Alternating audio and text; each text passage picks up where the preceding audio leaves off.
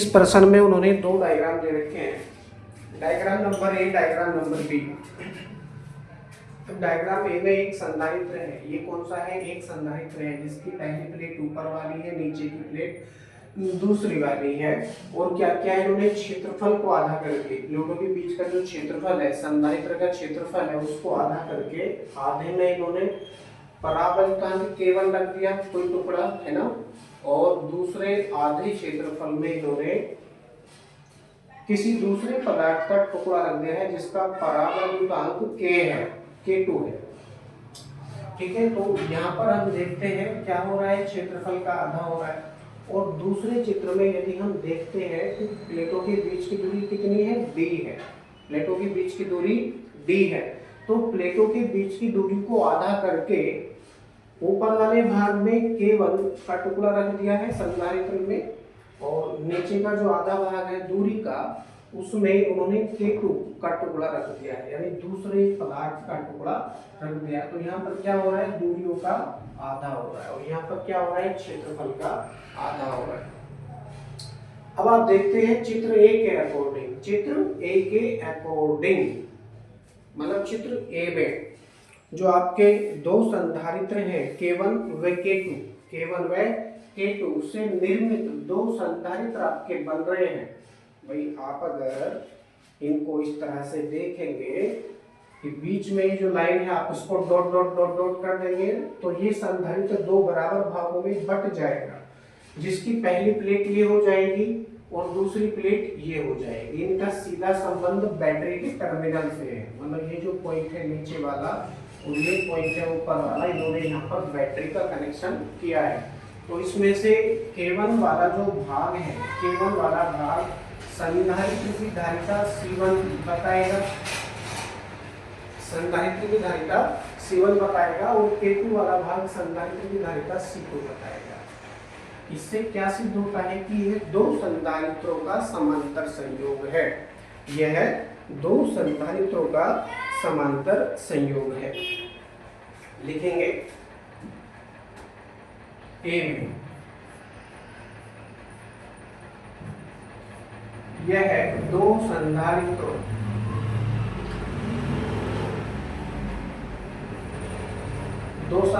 कौन कौन से हो रहे हैं, K1 व K2,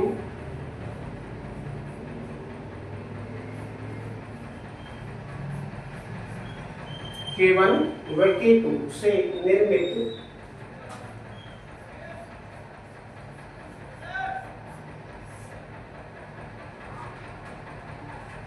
दो संधारित्रों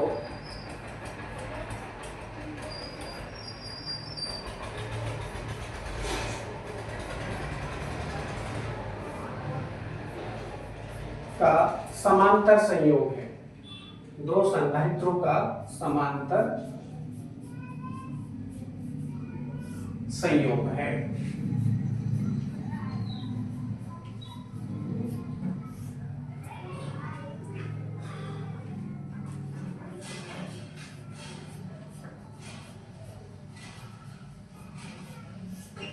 जिनमें प्रत्येक प्लेट का क्षेत्रफल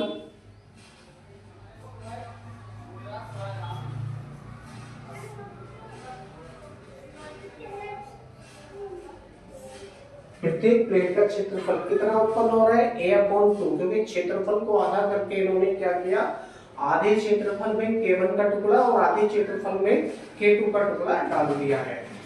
तो प्रत्येक प्लेट का क्षेत्रफल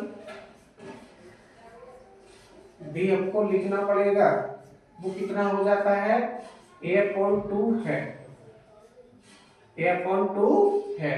एक बार थ्योरी जरा दोबारा पढ़ लेंगे। ए पे यह संधारित्रों K1 व K2 से निर्मित, ठीक है, दो संधारित्रों का समांतर संयोग है, जिनमें प्रत्येक प्लेट का क्षेत्रफल कितना है, A/2 है। ठीक है, इसीलिए अब संयोग है क्या है, तुल्य धारिता है।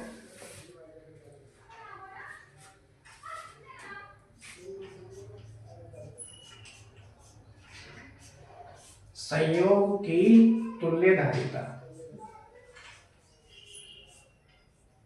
तुल्य धारिता क्या हो जाएगी, C equal to C1 plus C2। अब यहाँ पर धारिता अलग अलग होगी क्योंकि अलग अलग टुकड़े प्रयोग करे हैं, पदार्थ अलग अलग यहाँ पर है। तो पहले पदार्थ का परावर्तनांक K1 है, दूसरे का K2 है। K1 में K2 की वैल्यू अलग अलग होने के कारण धारिताएं भी अलग अलग हो जाती है। तो आप इनको C1 प्लस C2 से दर्शाएंगे, ठीक है। हो जाएगा सूत्र C equal to C1 plus C2। इसमें वैल्यू हम रखेंगे, C1 की वैल्यू कितनी है, K1 एप्सिलॉन 0, K1 एप्सिलॉन 0। अब a आता है, a के स्थान पर क्या रहेगा, a अपॉन 2 आ जाएगा नीचे, a अपॉन 2, और d आ जाएगा यहाँ गुणा प्लस ऐसे। यहाँ पर हम क्या करेंगे, K2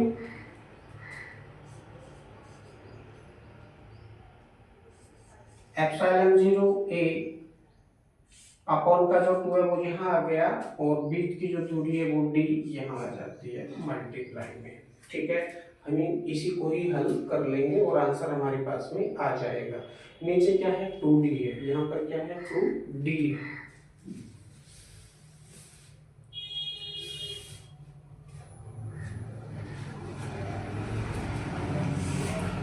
एलसीएम मिलेंगे इसका, तो 2d इसका एलसीएम आ जाएगा, 2d इसका एलसीएम आ गया, 2d से 2d एक बार कटेगा और केवल ये बचेगा, K1 एप्सिलॉन 0 a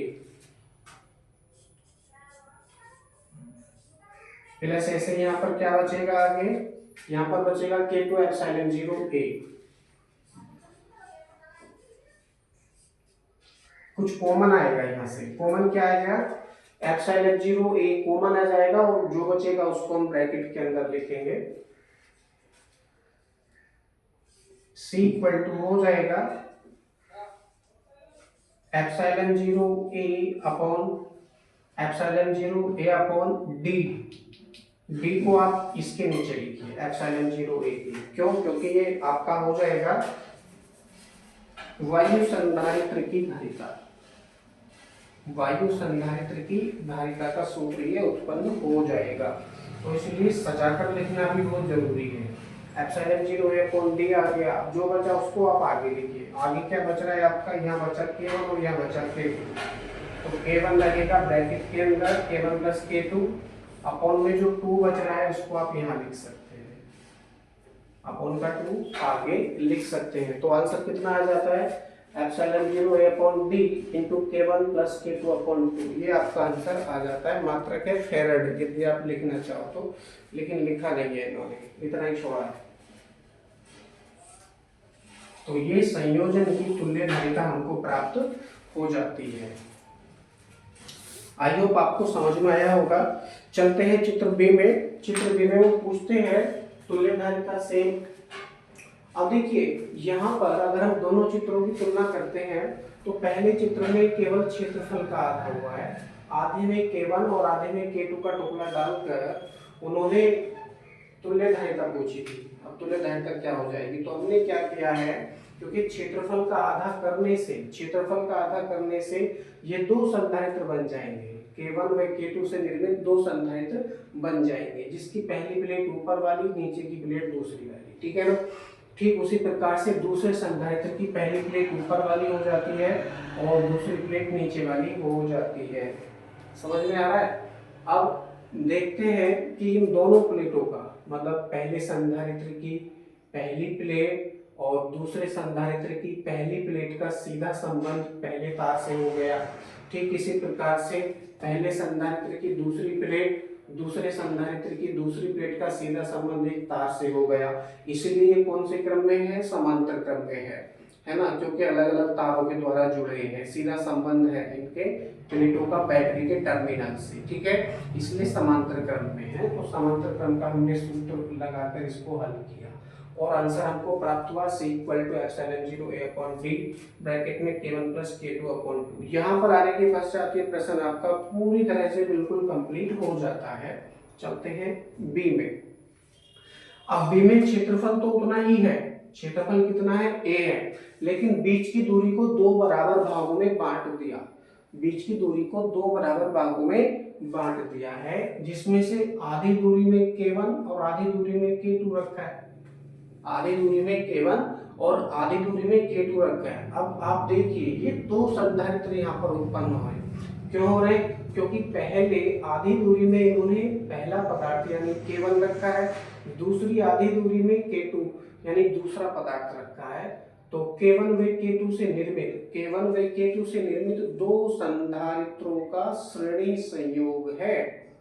चित्र बी में यदि आप देख रहे हैं तो यह है दो संधारित्रों। कौन कौन से दो संधारित्रों? K1 व K2 से निर्मित दो संधारित्रों का श्रेणी संयोग है। अब श्रेणी संयोग कैसे है जरा इसको समझ लेते हैं। बैटरी के जो तार हैं वो ऊपर लगा है और दूसरा नीचे लगा है, जिसके कारण इस पूरी प्लेट पर विभव आ जाएगा, नीचे की प्लेट पर विभव आ जाएगा।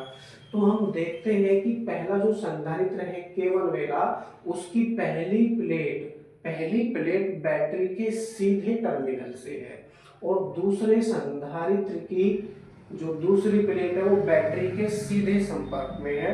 अब इन दोनों संधारित्रों की जो मध्यम प्लेट है, बीच वाली प्लेट है, कॉमन प्लेट है या उभयनिष्ठ प्लेट है, उनका सीधा संबंध बैटरी के टर्मिनल से नहीं है, उनका सीधा संबंध K1 व K2 से किया है ना।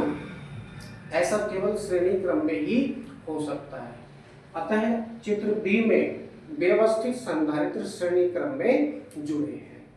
ठीक है, अब यहाँ पर हम श्रेणी क्रम वाला सूत्र लगाकर इसको हल करने का प्रयास करेंगे। जो भी आएगा वो आंसर करते हैं। अब चित्र बी में हम आ गए। चित्र बी में यह संधारित्रों K1 व K2 से निर्मित दो संधारित्रों का श्रेणी संयोग है। समांतर काट कर लिखेंगे केवल श्रेणी संयोग है, क्योंकि थ्योरी तो सेम है, आगे कुछ करेक्शन करना पड़ेगा तो करेंगे।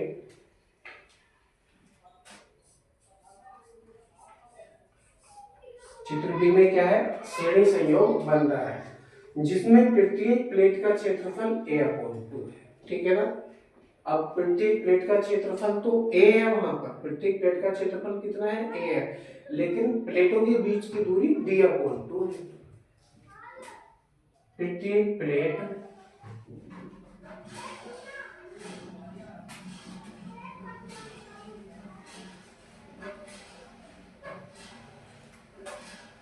जिनमें दो क्रमागत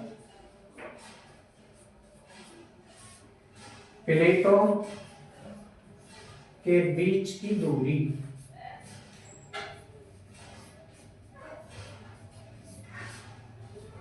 D/2 है। पहले में आपने क्या किया था? A के अकॉर्डिंग आपने क्षेत्रफल को आधा किया था और वास्तव में क्षेत्रफल को आधा हो रहा है, लेकिन दूसरे चित्र में दूरियों को आधा किया जा रहा है। तो प्लेटों के बीच की दूरी कितनी है? D/2 है। अतः संयोग की तुल्यक धारिता, तो ये सूत्र का भी हम दोबारा से प्रयोग करेंगे। श्रेणी क्रम वाला सूत्र हम यहाँ पर उत्पन्न करेंगे।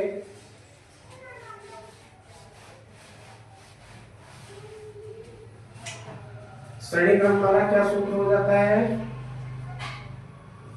1/c' आप कर लीजिए equal to 1/c1 plus 1/c2। 1/c1 plus 1/c2 क्या हो जाएगा? एलसीएम लेकर आप इसको हल करेंगे। नीचे क्या आ जाएगा? c1 c2, ऊपर क्या आ जाएगा? c1 प्लस c2 आ जाएगा। ठीक है ना, यही तो होता है। और ये है यहाँ पर 1/c'। आगे यदि आपको तुल्य धारिता ज्ञात करनी है तो तुल्य धारिता को c' से दर्शाया है, तो इसको उल्टा करना पड़ेगा या तिरछी गुणा करके आप c' की वैल्यू फाइंड कर सकते हैं। तो c' क्या हो जाएगा? यहाँ से c' इक्वल टू हो जाएगा c1 c2 कहाँ पहुंचेगा? ऊपर, अपॉन में c1 प्लस c2 आ जाएगा नीचे। इस सूत्र के अनुसार हम C1 में C2 की वैल्यू अलग अलग रखकर कैलकुलेशन करेंगे तो तुल्य धारिता हमारे पास में आ जाएगी। अब देखिए C1 की वैल्यू हम यहाँ पर प्रयोग करेंगे। तो C1 की वैल्यू कितनी है? K एप्सिलॉन 0 A/D/2, जो कि बीच की दूरी कितनी हो जाती है? आगे हो जाती है। तो C1 के स्थान पर K1, चलो यहाँ देखो आगे, क्योंकि जगह बचेगी लिखने के लिए।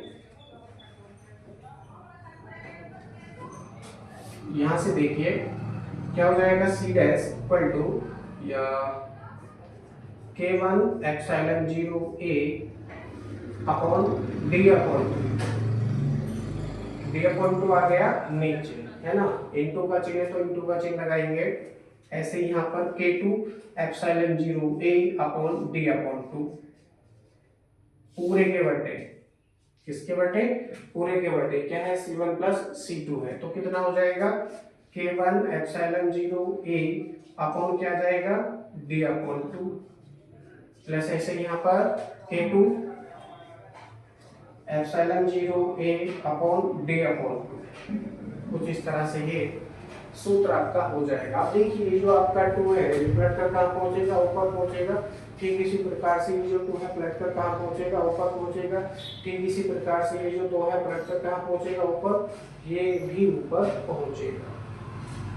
ठीक है, फिर इनको हम हल कर लेंगे अलग अलग। अब मैं ये जगह बनाने के लिए इसको साफ कर देता हूँ। चित्र आपने अच्छी प्रकार समझ लिए होंगे, तो चित्रों की हमको आवश्यकता अब नहीं है।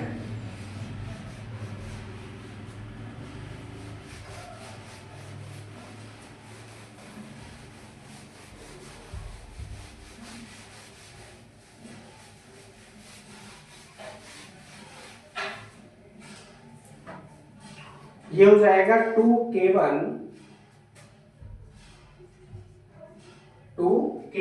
एप्सिलॉन 0 A अपॉन D, ठीक है जी, इनटू ऐसे ही यहाँ पर 2K2 epsilon 0 A upon D, कुछ इस तरह से ये हो जाएगा, राइट। पूरे के बटे, पूरे के बटे में है ये, फिर से ये 2 पहुंचेगा ऊपर K1 epsilon 0 A upon D, और ये 2 भी है इसमें, तो ये 2 यहाँ लगा दीजिए, प्लस का चिन्ह है तो प्लस का चिन्ह,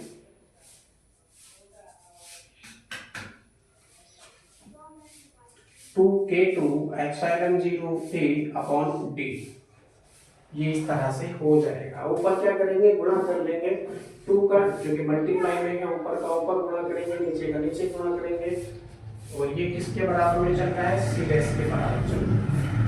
अब क्या करेंगे, 2 दूनी 4, 2 दूनी 4, K1 K2 या केवल K2 बाद में लिखेंगे, एप्सिलॉन 0 का स्क्वायर इंटू A का स्क्वायर, ठीक है, इंटू K1 इंटू K2, पूरे के बटे कितना हो जाएगा, D का D से मल्टीप्लाई करेंगे तो D स्क्वायर पूरे के बटे। अब देखिए इसको एलसीएम लेकर हम हल करेंगे तो D इसका एलसीएम आ जाएगा, D क्या आ जाएगा, एलसीएम आ जाएगा, D एलसीएम आ गया तो D से D कटेगा एक बार, और एक का गुणा करेंगे तो फिर से ये लाइन हमको प्राप्त हो जाएगी, यानी 2K1 एप्सिलॉन 0 A प्लस ऐसे यहाँ पर 2K2 एप्सिलॉन 0 A, है ना, ये लाइन कुछ हमको ऐसे प्राप्त हो जाएगी। ये बराबर में चल रहा है C डैश, ठीक है जी। 2K1 epsilon 0 A 2K2 epsilon 0 A upon D। अब क्या करेंगे, इसको ऊपर नीचे उठाकर हम लिख सकते हैं, या करके आप एक और लाइन लिखिए, for epsilon 0 square A square K1 K2 पूरे के बटे D स्क्वायर, पूरे के बटे D स्क्वायर इनटू में ये D पहुंचेगा ऊपर और अपॉन में आ जाएगा ये वाला पूरा पर 2K1 एप्सिलॉन 0 A प्लस ऐसे यहाँ पर 2K2 एप्सिलॉन 0 A। यहाँ से कुछ कॉमन आ रहा है तो कॉमन कर लेंगे, क्या कॉमन आ रहा है, 2 epsilon 0 A, 2 epsilon 0 A common आ रहा है, और अंदर क्या बचेगा, यहाँ पर K1 और यहाँ पर K2,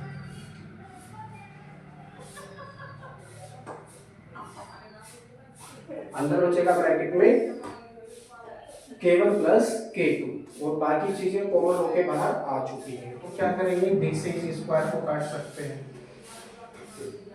इस 2 से इस 4 को काट सकते हैं, 2 बार कटेगा, और क्या बचा, इस एप्सिलॉन 0 से इस स्क्वायर को काट सकते हैं, इस A से क्या काट सकते हैं, इस स्क्वायर को काट सकते हैं, जो बचा उसको लिखेंगे, यहाँ पर बचा 2 एप्सिलॉन 0 A अपॉन D, और ये K1 K2 भी बचा हुआ है, अपॉन में K1 प्लस K2 यहाँ बचा हुआ है। तो जो बचा उसको हम लिखेंगे।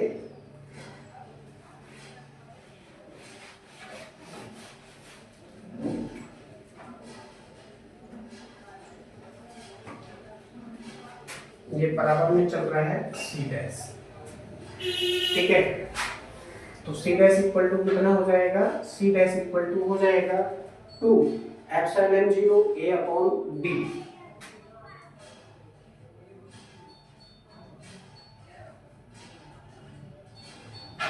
इनटू, और यहाँ क्या बचा है, यहाँ पर K1 K2 भी बच रहा है, या K1 K2 आप आगे लिखिए यहाँ पर इनटू में करके, अपॉन, और यहाँ बचा K1 प्लस K2 ब्रैकेट में, ठीक है ना। ये आपका आंसर आ जाता है। अब और ज्यादा हम इसको हल नहीं कर सकते, ये इनटू में है, कभी आप इसको कुछ और समझिए। K1 K2 upon K1 plus K2,